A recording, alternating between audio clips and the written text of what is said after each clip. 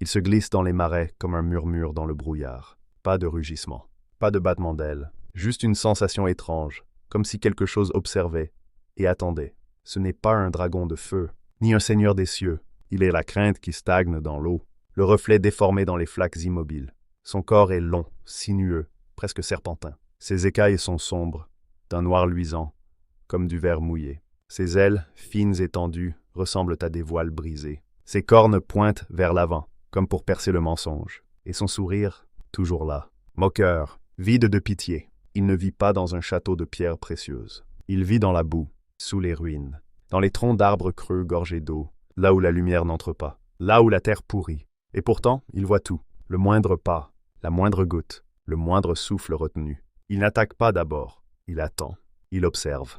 Puis il parle, avec des mots doux, lents, des promesses pleines de conditions.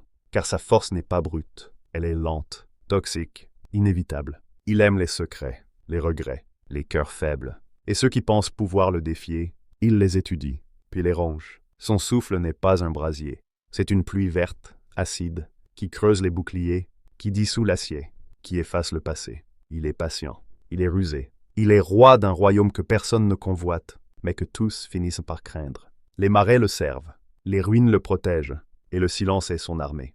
Il ne cherche pas la gloire. Il veut régner dans l'ombre, et que tous sachent, sans jamais le voir. Il est la voix dans la brume, l'œil dans la flaque, le venin dans l'oubli. Je suis un dragon noir. À la semaine prochaine pour une nouvelle créature.